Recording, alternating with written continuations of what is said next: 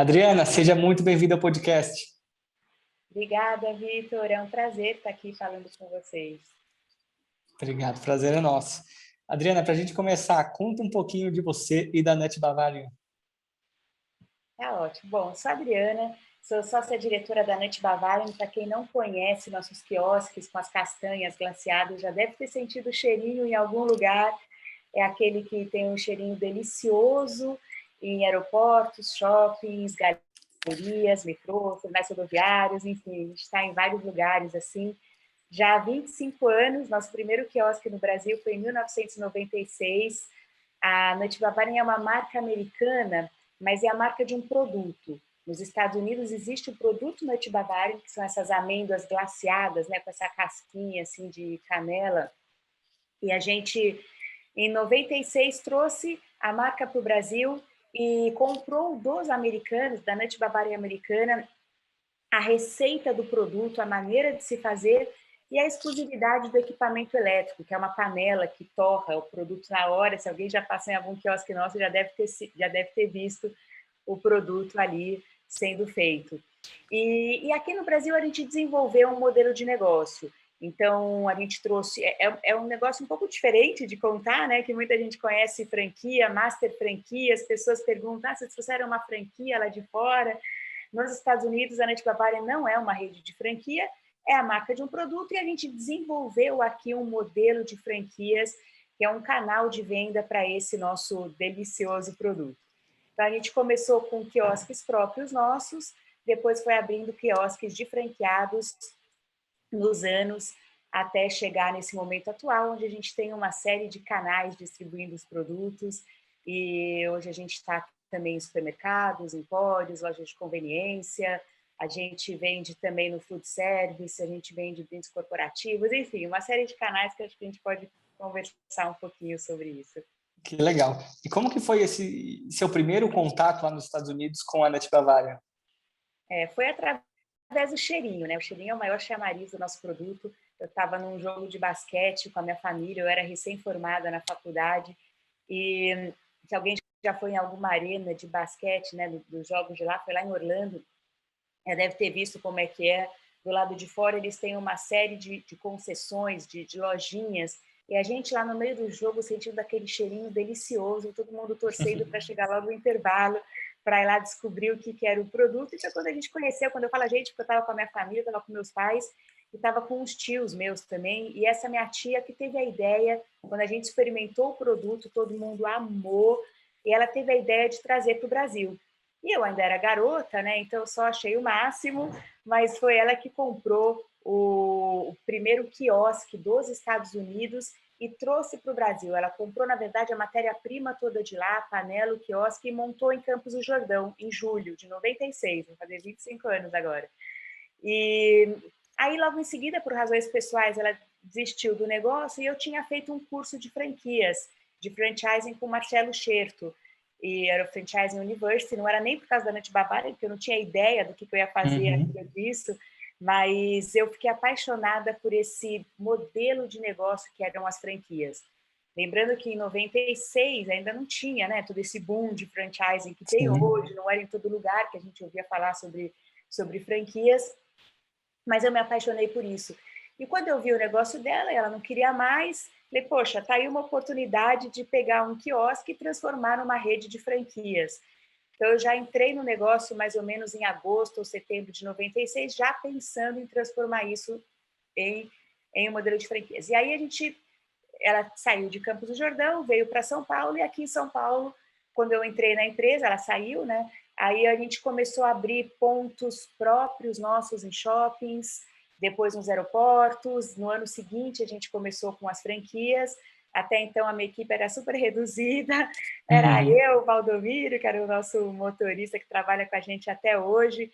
Enfim, tinha mais uma outra pessoa. E logo nesse começo também, o meu namorado, na época, veio me ajudar a organizar um pouco as coisas, que eu gosto muito dessa parte de vendas, de produtos, etc., mas da parte de organização, principalmente organização financeira, eu era péssima, ainda sou, e ele veio me ajudar a organizar. Isso acabou ficando na empresa também e construiu a empresa comigo. Então, E deixa eu fazer uma perguntinha que eu achei importante. Você já tinha esse interesse em começar esse modelo de franquias, mas você optou por abrir algumas lojas, unidades próprias. Por quê? Porque quando eu fiz o curso de franquias, eu era estagiária na empresa do meu pai estava pensando em crescer através de franquias, e eu fui fazer o curso. E lá, eu lembro que eu assisti uma palestra do Gerson Keila, que era da Dunkin' Donuts naquela época. Inclusive, acho que ele era o presidente da ABF naquela época. E eu lembro que eu olhei o produto e falei, nossa, que legal, queria trazer uma coisa dos Estados Unidos e montar uma rede de franquias aqui. Só que lá no curso eles ensinaram os passos, né, o passo a passo de como você faz franquia. E o primeiro passo era você ter os pontos próprios para você aprender, treinar, testar. Então a gente fez tudo direitinho, né, nessa parte. Vamos primeiro abrir os pontos próprios e ganhamos dinheiro, bastante dinheiro com os pontos próprios também, para aí ter dinheiro para criar essa estrutura da franqueadora, porque tem um negócio que muitas franqueadoras erram no começo, que elas não se preparam para esse primeiro passo que você tem que dar. Você abrir uma franqueadora, você tem que dar suporte para o teu franqueado, você tem que ter uma equipe para atender o franqueado, consultoria de campo, marketing, enfim, administrativo financeiro. Só que não é com uma, duas, três franquias que você vai pagar essa conta. No Brasil, por exemplo, a média é acima de 40 franquias para a franqueadora começar a ganhar dinheiro.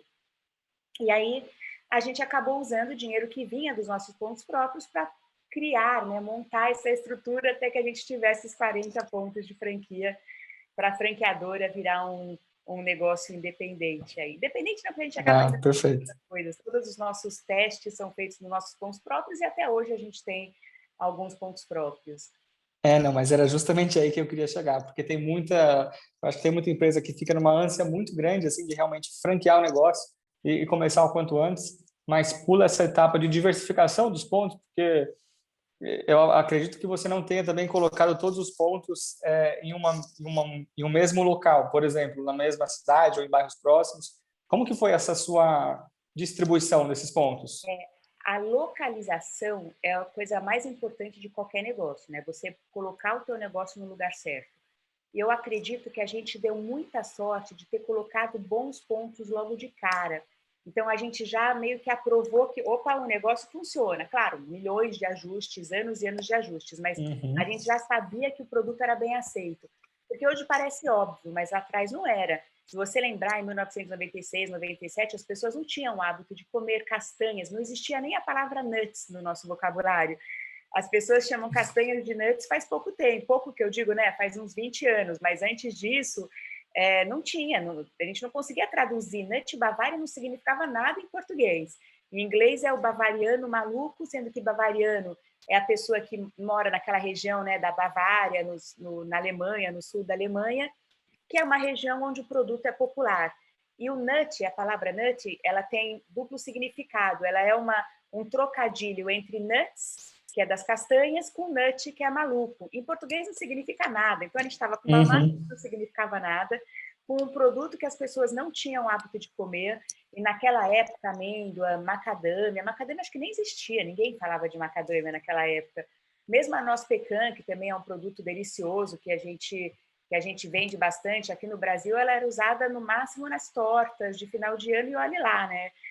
E aí a gente foi também introduzindo castanhas brasileiras, a gente foi criando o hábito da pessoa consumir. Por isso a importância da gente ter os pontos próprios, da gente aprovar locais. Talvez se eu tivesse começado com o primeiro ponto num lugar ruim, eu teria achado que o nosso negócio não tem potencial e teria desistido antes da hora. E hoje, 25 anos depois, a gente sabe que tem vários lugares que a gente abriu e fechou. Abriu, colocou, não deu certo e mudou de ponto. E às vezes dentro do mesmo estabelecimento. Vou te dar uns exemplos daqui. A gente está no aeroporto de Guarulhos. A gente já teve 7 operações no aeroporto de Guarulhos. Agora, com a pandemia, algumas delas não estão funcionando temporariamente, outras estão, mas, enfim, não estamos mais com a 7 lá. Mas às vezes uma mudança de 5, 10 metros, ali foi um exemplo desse, as vendas triplicaram. E se a gente tivesse ficado nos 5, 10 metros para trás, a gente achar que o negócio não vende no aeroporto, ou o negócio não é para esse público. E às vezes é simplesmente porque você está no lugar errado. Então, isso sim tem que tomar um cuidado enorme. E quantas unidades que vocês têm hoje? Hoje, funcionando, a gente está com em torno de 110 quiosques, mas tem uma série de quiosques que estão fechados, que fecharam durante a pandemia e ainda não reabriram. Essa é Entendi. uma característica, né, de operações que são quiosques, operações que você tem a chance de tirar do lugar numa ocasião como essa. Alguns franqueados nossos tiraram da tomada, guardaram nas suas casas e estão esperando as coisas melhorarem para eles reabrirem. E além desses pontos, a gente tem também, aí eu não sei o número, mas centenas de pontos de revenda do produto, que aí são supermercados, empórios, Ah, farmácias, lojas de conveniências, lugares assim. Mas pontos físicos hoje são em torno de 110. Eu não sei o número exato, porque teve esse segundo lockdown, e uhum. acho que boa parte já reabriu, ainda bem, mas ainda deve ter alguns fechados. Não, legal. E aí, então, eu queria que você compartilhasse para a gente esse segredo que vocês têm, que é escolher o ponto comercial. O que você acha mais importante na hora de fazer uma boa escolha de ponto? Olha, Vitor, a gente demorou um tempinho até descobrir uma fórmula boa para fazer isso, porque só a percepção, ela engana demais. E quando a gente fala com o franqueado, que é o franqueado que faz essa escolha, né? A gente dá todas as características, mas no fim a palavra final é dele. A percepção de quem também não tem tanta experiência, ela pode ser diferente. Então, hoje, como a gente faz na NUT? A gente já tem um histórico de fluxo de pessoas naquele ponto comercial. Primeiro, as características básicas, tá? A gente sabe que a gente tem que ter fluxo, o nosso produto ele é relativamente caro, então não dá para ser num lugar muito popular, embora a gente esteja abrindo uma segunda marca aí com produtos mais baratos, mas isso ainda não vou divulgar aqui, porque a gente vai lançar em breve. Mas o nosso produto atual, os cones Planet Bavar, eles são relativamente caros, então não cabe em qualquer lugar. A gente tenta estar fora de praças de alimentação, porque o nosso produto não é para ser consumido na hora da refeição, ele não é um almoço, ele não é um jantar, ele não é uma sobremesa, ele é naquele meio do caminho ali, né? Um snack que a gente chama, é um produto para o consumo maior dele às 4, 5 horas da tarde, mas o principal, o franqueado recebe uma planilha onde ele tem que ir 7 dias da semana no ponto comercial dele. Então, vai segunda, vai terça, vai quarta, vai quinta, vai sexta, vai sábado, vai domingo, em horários lá que a gente estipula, e ele vai fazer o que a gente fala de contagem de fluxo. E tem os horários específicos, porque não adianta ele contar o fluxo na hora do almoço, porque vai ter aquele monte de gente que foi no lugar só por causa do almoço. Ele vai fazer a contagem de fluxo naquele horário durante 15 minutos, vai preencher na planilha e vai mandar para a gente. E aí a gente tem um estudo de taxa de conversão dependendo das características do local. E para saber as características também ele vai tirar fotos do local, tem uma como é que fala, um formulário lá que ele preenche dos tipos de lojas que tem em volta, da concorrência, do tipo de público. A gente consegue definir qual que é essa taxa de conversão. Vou dar um exemplo para você. Se for um lugar mais popular, de repente um shopping mais popular ou uma estação de metrô, a nossa taxa de conversão é em torno de 0,28%. Se for um shopping mediano, que é um shopping um pouco melhor, mais elitizado, mas não estou falando aqui de um Cidade Jardim, estou falando aqui de um shopping Eldorado, por Uhum. exemplo, ela já está em torno de 0,86. Se for um aeroporto, que é um lugar onde a nossa conversão é maior ali, já é 1,5%. Então, a gente joga essa taxa de conversão dependendo da situação, dependendo do tipo de lugar, e a gente consegue estimar um faturamento para aquele ponto. E aqui é muito importante que a gente não garante para o franqueado que o faturamento dele vai ser aquele, porque depende, claro, de uma série de outros fatores. Claro. Mas é um faturamento provável baseado em pontos semelhantes da nossa rede, em histórico de pontos semelhantes, sem contar a pandemia, tá? Porque um ano não vai valer para essa conta, mas numa situação atual. A gente até está revendo, e agora com as reaberturas a gente está fazendo essa contagem tudo de novo para entender qual está sendo a taxa de conversão nova nesse momento. Mas aí com isso o franqueado vai conseguir negociar o aluguel baseado num faturamento provável para aquele ponto. Porque às vezes o ponto tem um faturamento provável alto, mas o aluguel é tão alto que não compensa ele estar lá. Então, a gente sabe que, Uhum. olha, para esse ponto específico, com essa característica, o teu aluguel pode ser no máximo tanto. Se passou disso, não adianta você entrar aqui. E tem lugares que o franqueado ganha dinheiro mesmo vendendo bem menos do que outros lugares. Tem pontos que a gente vende pouco, mas que o lucro dele acaba sendo bastante interessante porque o custo de ocupação é mais baixo. E agora, pós-pandemia, que a gente está revendo esses números de taxa de conversão, mas ainda conta mais pelo fluxo das pessoas, porque tem muitos lugares que estão com fluxos mais baixos, a gente tem que negociar, claro, custos de ocupações menores. Legal, nossa, mas que coisa maravilhosa isso. Vocês conseguiram meio que fazer uma fórmula matemática mesmo para avaliar a viabilidade. Isso eu acho fantástico mesmo, porque acho que tem gente que acredita que escolha de ponto é realmente sorte, né? Mas assim, com isso vocês deram uma coisa mais material para essa escolha. Isso acho que pode fazer toda a diferença nessa escolha. E no nosso caso, Vitor, o microponto ele é muito importante. Não adianta a gente fazer um estudo da região, do bairro, da rua. Se dentro do shopping ele vai estar num corredor que não tem fluxo nenhum, não vai servir para nada. Por outro lado, às vezes você está num lugar que a macro região, né, a região em volta não é tão boa, mas você está justo naquele ponto que passa todo mundo, e aí você vai vender. Então, a gente se preocupa quando a gente faz essa contagem, é a contagem exatamente aonde vai ficar o seu quiosque.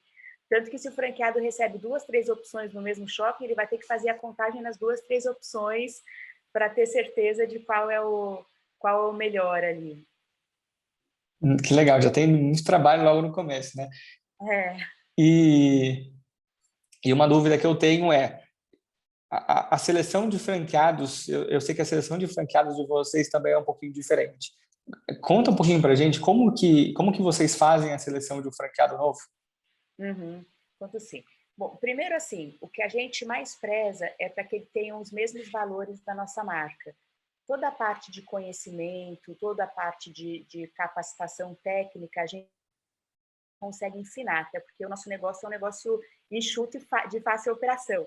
Claro que tem características pessoais que a gente procura. A gente quer pessoas proativas, pessoas que gostem de gente. Isso no nosso negócio é fundamental, porque a equipe, o franqueado é o contato direto com aquela equipe que vai estar fazendo a venda ali na frente. Geralmente é uma pessoa por turno. Se ele não tiver um relacionamento muito bom com essa pessoa, ele não vai conseguir vender. Não tem um gerente, não tem um supervisor, a não ser, claro, aqueles franqueados que têm várias operações. Mas para o franqueado que está começando com um quiosque só, ele tem que saber lidar com gente, tem que saber tratar bem sua equipe, motivar, etc. Mas o principal ainda são os valores. Então, a gente tem alguns valores na empresa, como transparência, como ética e como respeito. E principalmente essa parte de respeito a gente procura enxergar, porque nós já tivemos franqueados que tratavam mal seus colaboradores, que tratavam mal seus fornecedores, que marcavam reunião num horário e apareciam 2 horas depois, e isso acaba trabalhando bastante a nossa marca, né? E não é isso que a gente quer. E também a gente quer pessoas éticas, pessoas que trabalhem dentro do que foi estabelecido. Nós somos super abertos para qualquer ideia, qualquer sugestão, mas a gente gosta de conversar e gosta que a pessoa fale o que que ela acha com a gente, e não que ela critique sem propor solução, ou que não deixa a gente saber o que ela acha que está errado, que muitas vezes isso vem da comunicação mesmo. E Legal, agora, perfeito. Vitor, a gente está mudando um pouco o perfil do franqueado em 2 quesitos. O primeiro são para cidades maiores, onde a gente está querendo achar multifranqueados, então pessoas que tenham competência e capacidade financeira de operar vários quiosques no mesmo local, que a gente está encontrando oportunidades muito legais em lugares onde antes não existiam. Antes a gente ficava limitado a shopping e aeroporto. Tem cidades que tem um shopping e um aeroporto, então era aquilo e pronto. E agora a gente tem dado muito certo em lojas de materiais de construção, em lojas de pet centers, até dentro de grandes lojas tipo Avan, sabe? Telha Norte, Pets, essas daí, hipermercados também. E com isso, aquela pessoa que consegue operar mais de um ponto, elas estão se dando bem junto com a gente. Para a gente tá interessante. E são perfis diferentes, porque o perfil até financeiro de alguém que pode abrir 5 quiosques é diferente do que de alguém que pode abrir um só. E a outra coisa são pessoas mais proativas em relação aos outros canais. Porque até um tempo atrás, os nossos franqueados ficavam no quiosque. Não ficavam eles ali, mas o negócio deles era vender no quiosque. O cliente tinha que chegar até ele. Ele vendia somente para aquele cliente que já estava passando no shopping onde ele estava ou no lugar onde ele estava. Hoje ele tem N possibilidades, N canais para operar. Só que se ele não for proativo, ele vai ficar acomodado onde ele está. Não só os canais digitais, a gente está nos deliveries, a gente está nos marketplaces todos, quanto o canal do food service, para ele oferecer o nosso produto como ingrediente para outras redes, para outros restaurantes e coisas assim, e até como distribuição dos nossos produtos para supermercados locais, para empórios locais. Ou seja, a gente está procurando pessoas que sejam mais proativas, que queiram ir atrás do negócio e não ficar esperando o cliente chegar. Que legal. E você já me falou de duas mudanças que vocês estão fazendo aí que ocorreram em decorrência da pandemia, e eu queria saber o que mais que vocês acabaram mudando. Então, foi essa questão de seleção de franqueado e também essa parte de perfil de franqueado, mas o que mais que a pandemia acabou trazendo de mudança para vocês? Olha, muita coisa, viu? Primeiro que você imagina que para o nosso tipo de negócio, você do dia para a noite, como foi o ano passado, em março, ter que fechar todas as suas operações sem previsão para abrir, é uma paulada gigante, né? Por mais que a gente estivesse preparado para uma série de coisas e, né, com capital guardado para uma emergência, você nunca imagina que você vai ficar sem faturamento durante 3 meses, 4 meses. Falando aqui do franqueado e da franqueadora também, porque se o franqueado não vende, a gente também não recebe royalties. Uhum. Enorme, mas algumas coisas a gente tirou da gaveta. Então, a gente já tinha tido a nossa convenção de franqueados de 2020, que foi em março, no começo de março, foi uma semana antes da pandemia começar. A gente já tinha apresentado vários outros canais para os nossos franqueados. Então, eles estavam meio que preparados para não ser só o quiosque. A gente tinha falado de delivery, só que a gente tinha mostrado alguns canais que também fecharam. Por exemplo, a parte de eventos, a parte de vendas dentro de outras empresas, que a gente chama que são as vendas in company, onde os franqueados estavam levando estruturas nossas para vender para funcionários de empresas, a parte de brindes corporativos, e mesmo essa parte do food service, o produto como ingredientes para restaurantes, docerias, que também fecharam. Aí a gente teve que agilizar a nossa parte do que a gente chama de venda por relacionamento, que é o franqueado vendendo para o grupo de relacionamento deles, de WhatsApp, de redes sociais, até porque o nosso amigo, né, ele tem o dinheiro dele vale a mesma coisa do que o desconhecido, então vamos vender para que a gente consegue entregar. E reforçamos demais a parte do delivery. A gente entrou hoje, a gente está em todos os canais de delivery, que para o nosso produto é um desafio, porque não tem o cheiro. O cheirinho é um grande atrativo da Nut Bavarian e no mundo digital a gente, infelizmente, ainda não tem. Cadastramos todos os franqueados para isso, colocamos todos os franqueados para trabalhar em marketing digital, demos muito curso. A gente se aproximou demais dos franqueados virtualmente, que foi uma coisa bacana, porque antes a gente acabava se encontrando fisicamente uma vez por ano. E agora, no mundo virtual, a gente consegue ter muito mais reunião para qualquer assunto. Ficou uma coisa... Já existiam, né, essas ferramentas de Zoom e etc., mas acho que a gente não usava com tanta frequência. E agora a gente usa e consegue estar com eles bem mais próximos. Mas também, além da parte de franquia, a gente acelerou a parte do produto industrializado em supermercados, falei para você, aí, cafeterias, loja de conveniência, farmácia, etc. A gente criou embalagens novas para isso, para novas redes, e a gente negociou com grandes redes, Saint-Marché, Mambo, Sam's, Carrefour, enfim, Irota, tem uma série de redes aí vendendo nossos produtos. E o nosso e-commerce, que hoje também é onde a gente está pondo bastante força. A gente começou tentando fazer não sei se é um erro primário de quem está acostumado com o varejo físico, que é tentar trazer o varejo físico para o virtual, até que a gente viu que no virtual tem ele, na verdade, ele não tem as limitações que o varejo físico tem, principalmente no nosso caso. Você pensar que o nosso quiosque é pequenininho, né? Tem 2 metros quadrados, não cabe uma grande quantidade de produtos ali. O nosso mix é limitado, a nossa operação, para ser enxuta, a gente vende todos os produtos pelo mesmo preço. Se você for no quiosque, o cone que você vai comprar pelo tamanho de cone. O grão que você puser dentro vai pagar a mesma coisa. Então, tem uma série de produtos que a gente não vende porque não dá para vender um pistache, por exemplo, pelo mesmo preço de uma amêndoa. O pistache ele custa mais caro para a gente. Só que essa é uma limitação do ponto físico. No ponto virtual, você não precisa ter essa limitação. Então, a gente está reformulando o nosso site, vai ficar um site completo com todos os tipos de nuts possíveis ali, com inclusive outros produtos feitos com castanhas. A gente vai criar aí o nosso site Loucos por Nuts, com uma experiência diferente para o cliente. Foram coisas que a gente foi aprendendo com a pandemia. Esse é um dos pontos. Outras coisas que a gente fez, a loja física. Quando os lugares todos fecharam, a gente ficou na dúvida, será que o cliente vai voltar a frequentar os shoppings e os estabelecimentos fechados da mesma maneira?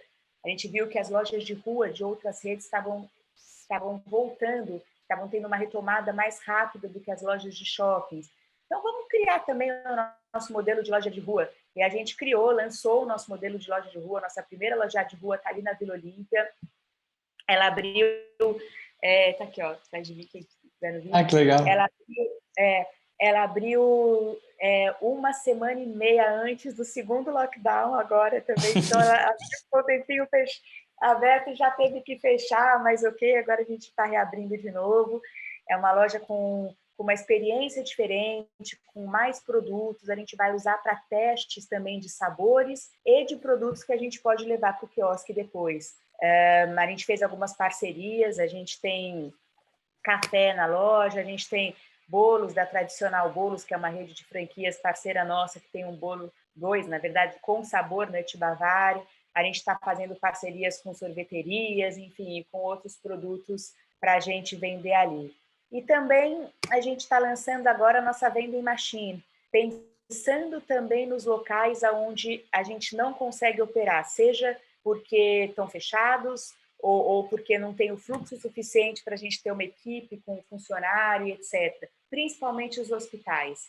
Então, a gente vai começar a testar agora as nossas vending machines dentro de hospitais com os produtos da Nut Bavarian para a pessoa poder comer onde ela estiver.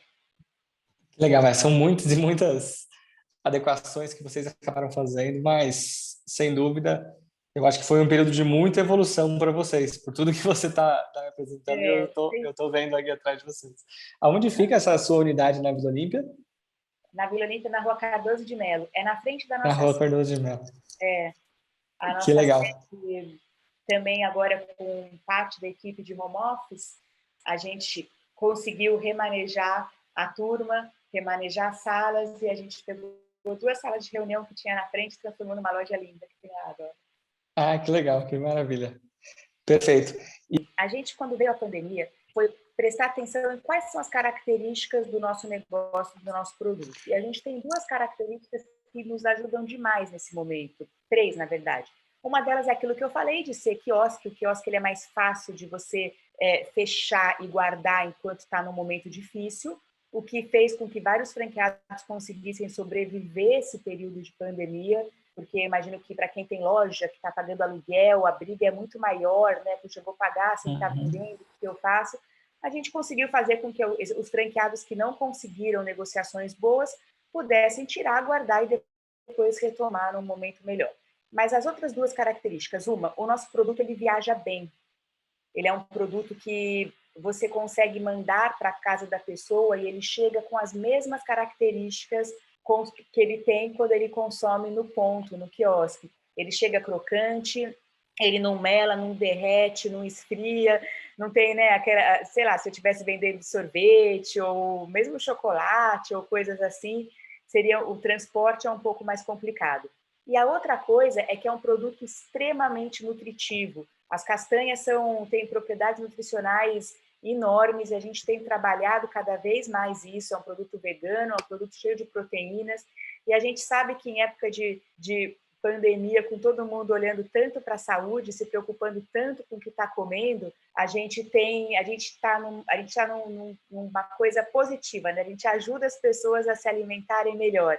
Inclusive, a amêndoa é o alimento natural mais nutritivo do mundo. Isso existe em várias pesquisas, vocês podem olhar aí, vai ver que o alimento natural mais nutritivo do mundo é a amêndoa, que é o nosso carro-chefe. Então, a gente resolveu explorar bastante esse lado nutricional na nossa comunicação. Aí a gente refez a comunicação da empresa, falando essas características, e também para os esportistas, porque a gente viu que quem está em forma agora está se saindo melhor, né, em relação à saúde, a passar por, né, quem tem problema aí de contaminação, quando você está em forma, você está melhor. Então, a gente tem visto cada vez mais pessoas caminhando, correndo, pedalando. O pedal cresceu demais, a bicicleta cresceu demais nesse último ano, por ser um esporte ao ar livre. Então, a gente montou nossa estrutura na ciclovia também, montamos pontos da Noite Bavária na ciclovia, para mostrar que o nosso produto é uma excelente fonte de energia, que além de gostosa, vai fazer bem para a sua saúde. Não, que legal. É realmente muitas oportunidades que vocês conseguiram tirar da pandemia. Eu acho que isso faz muita diferença, principalmente quando a gente fala de uma franqueadora que teve que fechar todas as unidades e praticamente se remodelar de um ano para o outro, e semanas após você ter feito a sua convenção, você ter que mudar toda a comunicação com seus franqueados, é realmente uma tarefa muito difícil. Olha, Vitor, E, foi foi um baque. Assim, eu contando assim, parece que foi tranquilo, né? Mas não foi, não, viu? E na nossa convenção, a gente apresentou, por exemplo, as campanhas todas que a gente tinha por o ano, de marketing, de uma série de coisas, já com influenciadores contratados, com personagens, né, licenciamentos de personagens que a gente ia lançar junto com os filmes. Tivemos que cancelar tudo isso, foi meio frustrante. Mas é aquela coisa, acho que o empresário tem que olhar para o que dá para eu fazer, dado as circunstâncias, né? Com isso que eu tenho na mão, o que a gente consegue fazer, e não ficar chorando tudo aquilo que a gente não vai conseguir fazer mesmo, porque não dá. O momento não é isso. permite. Hoje, depois de um ano, a gente está contando e dando risada, né? Mas só você sabe tudo que você teve que passar nesse ano passado, ainda mais com mais de 100 Passar franqueados. o ano de 2020, a gente realmente passou por um baque gigante, mas 2021 também foi outro baque enorme. A gente começou até que animado, janeiro, fevereiro, aí março já fechou tudo de novo, e já fechou no momento mais difícil, porque os franqueados já estavam sem reserva financeira, a gente já não tinha as mesmas negociações com fornecedores e com os pontos comerciais que a gente teve em 2020, a gente não teve os auxílios do governo que a gente teve em 2020, então, assim, tem que ser muito resiliente para ser empresário nessa hora e, enfim, resiliente e criativo. Eu acho que essa é a maior vantagem de fazer parte de uma rede de franquias. Acho que os empresários que estão sozinhos nesse momento devem estar passando por apuros muito maiores, porque na franquia, bem ou mal, você tem um monte de cabeças pensando junto. Eu não estou falando só da franqueadora, não. Estou falando dos franqueados também, né? São vários franqueados ajudando a pensar rápido, a achar soluções rápidas, a fazer a volta e tentar trabalhar nas oportunidades. E mais do que isso, Vitor, o segmento do franchising, ele se ajuda demais. Então, assim, as outras empresas, a gente tem no DNA aquilo de que para a minha empresa ser boa, a sua também tem que ser. Então, eu tenho grandes amigos nesse segmento de franchising, franqueadores, franqueados, fornecedores desse métier. Eu sou, inclusive, diretora da ABF, que é a Associação Brasileira de Franquias, e ali dentro a gente teve muito apoio, muita ajuda, muitas dicas, muitas assim parcerias para conseguir passar por isso todo mundo junto, porque ali todo mundo sabe que para a Noite Bavária dar certo, a empresa do outro também tem que dar, e a do outro tem que dar para todo mundo ter dinheiro para comprar, né, os nossos produtos. É aspirar o Com positivo. certeza. E eu ainda acho que, assim, por trabalhar aqui no escritório de advocacia e a gente lidar com muitos franqueados satisfeitos com franqueadoras, a gente sabe o quanto que uma operação desestruturada de uma franqueadora acaba impactando muito o sistema. Porque a gente vê a pessoa falando, a franquia não dá certo, a franquia é golpe. Assim, não, existem boas franqueadoras, existem franqueadoras ruins também. Mas eu acho que, predominantemente, existem franqueadoras boas. né? Então, eu acredito muito que o sistema de franquia é um sistema que a gente acaba, que a gente fala até que democratiza o empreendedorismo. Porque quem nunca empreendeu e vai começar do zero, sozinho, tem que ter uma curva de aprendizado muito grande. Agora, quem entra em um sistema de franquia, por exemplo, você não tem só mais de 100 franqueados te olhando e falando, e agora? Tem mais de 100 franqueados também oferecendo soluções e dando ideias e sugestões sobre o negócio em si, até porque todos temos dinheiro envolvido, né? Então, ninguém quer perder o dinheiro. Exatamente. Eu falei aqui, né, das franqueadoras que se ajudam outras franqueadoras, inclusive franqueadoras concorrentes que se ajudam para todo mundo sair bem dessa, mas tem muita franqueadora boa. A gente escuta assim, franquia isso, franquia aquilo, que às vezes você escuta um ou outro caso negativo, e é claro que para qualquer pessoa interessada em comprar uma franquia, tem uma lição de casa para fazer. Primeiro, Uhum. alinhar as expectativas, entender o que aquela franqueadora vai te entregar e se é o que você espera que ela entregue. Segundo, estudar muito bem a circular de oferta que a franqueadora vai te entregar, conversar com outros franqueados da rede para entender qual que é o dia a dia deles, se aquele tipo de operação cabe para você, se o teu papel na história é o que você acha que vai ser, porque geralmente os problemas acontecem quando você não está com as expectativas alinhadas. E, claro, estudar quem é a franqueadora, né? Perguntar, analisar, conversar com outras redes, com referências do mercado, porque você pode escolher uma franqueadora que vai falar que vai te fazer um monte de coisa e não vai fazer. E aí é a tua análise que tem que ser mais bem feita na hora de escolher. E aqui, como uma sugestão para quem estiver nos escutando, a BF tem o selo de excelência da BF, que é um selo que a gente dá baseado em pesquisas com os franqueados da rede. Então, aquelas franqueadoras que foram bem avaliadas pelos seus franqueados recebem esse selo. E lembrando que as que não receberam não quer dizer que elas sejam ruins, às vezes elas não se inscreveram para o selo. Então, tem muita rede boa sem o selo, mas as que têm o selo, elas sim foram avaliadas positivamente pelos seus franqueados e com muito critério, e você pode ter uma segurança um pouco maior na hora de escolher. Que eu acho mais uma ótima dica. É, Adriano, eu queria voltar um pouquinho quando a gente falou de e-commerce. E eu acho que e-commerce é um ponto que dá muito atrito entre franqueador e franqueado. E eu queria entender como que vocês incluem o franqueado nessa estratégia de e-commerce. E dá mesmo, porque é difícil para o franqueado entender que tem mais um canal de vendas ali, né? Primeiro que assim, vou falar no nosso caso, a gente tem 100 pontos de franquia, 100 e pouquinhos, mas uma Cacau Show tem 2.000 e poucos. O Brasil é muito maior do que 100 pontos de franquias, tem muito mais gente que não tem acesso às nossas castanhas do que gente que tem. Então, o e-commerce vem também para atender essas pessoas, mais até do que para atender quem vai no shopping.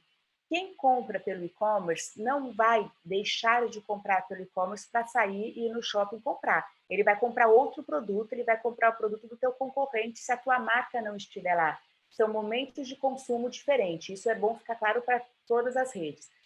Outra coisa, nossos franqueados podem vender no mundo digital através dos seus deliveries, das suas plataformas de entregas. A gente está no Uber Eats, a gente está no iFood, a gente está no Rappi.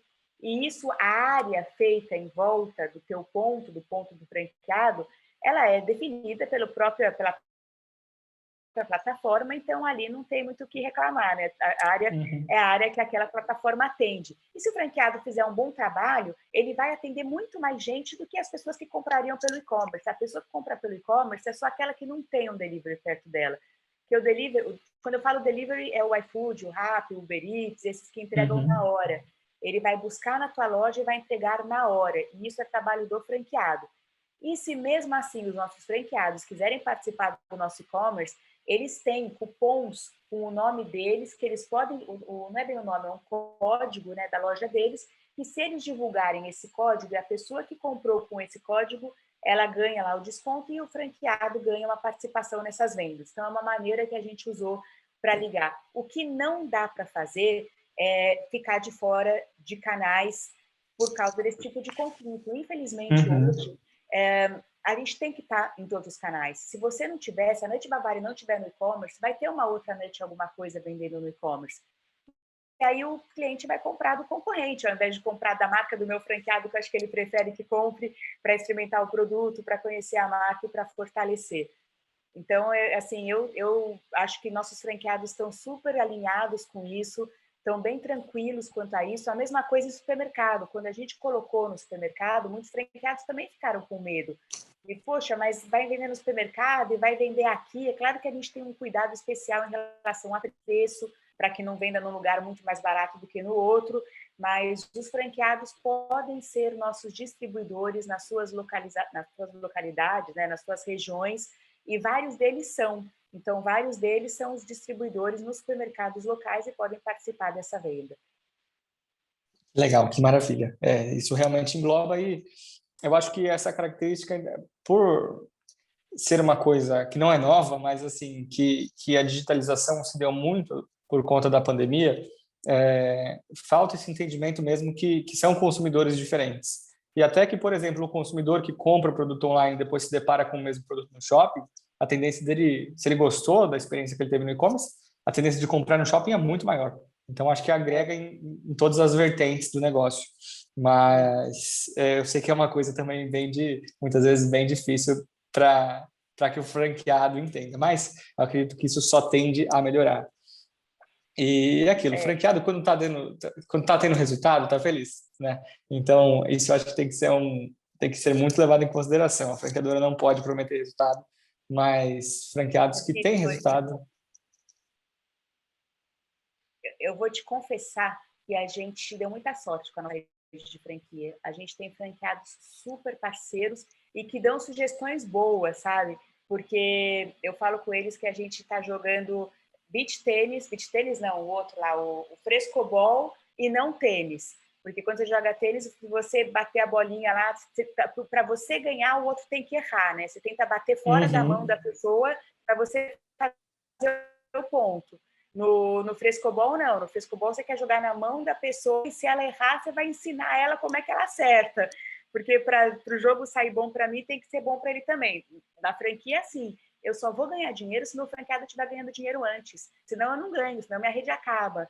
Eu preciso que ele ganhe dinheiro antes, eu preciso que ele se dê bem. E tudo que a gente fizer vai ser para isso. Só que podem ter coisas que o franqueado talvez não entenda de primeira, e às vezes é um erro da maneira que a gente se comunicou. Ou às vezes pode acontecer algum erro de julgamento nosso, que a gente achou que ia ser uma coisa boa e acabou não sendo.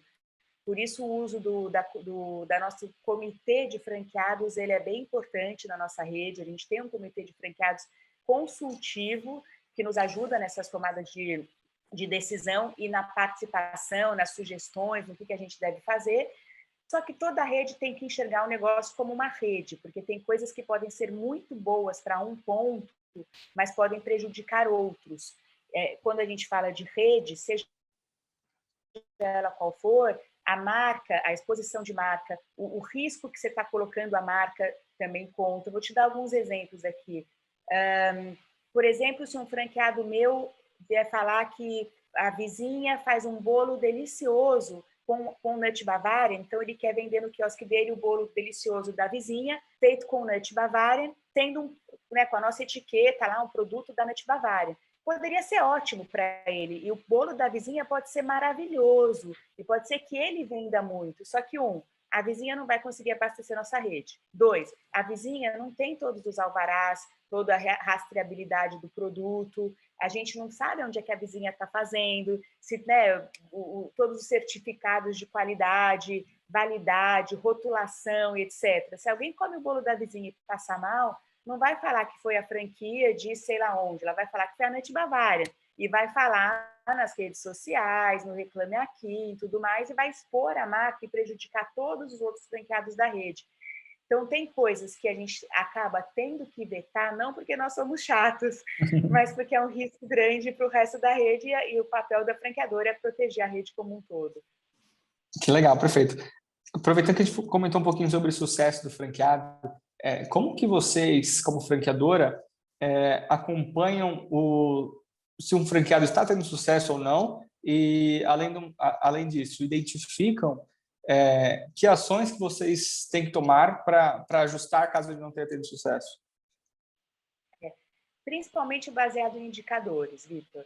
Assim, a gente tem alguns indicadores que a gente compara com a rede e compara com o cluster daquele franqueado. A gente separou a nossa rede em clusters que têm características em comum. Vou te dar um exemplo. A gente tem o cluster aeroportos. Os aeroportos, eles têm características que são diferentes das características de shopping, seja por horário de voo, seja por tipo de público, pela parte de segurança do aeroporto, que você tem uma série de documentação diferente, enfim, tem as características dele.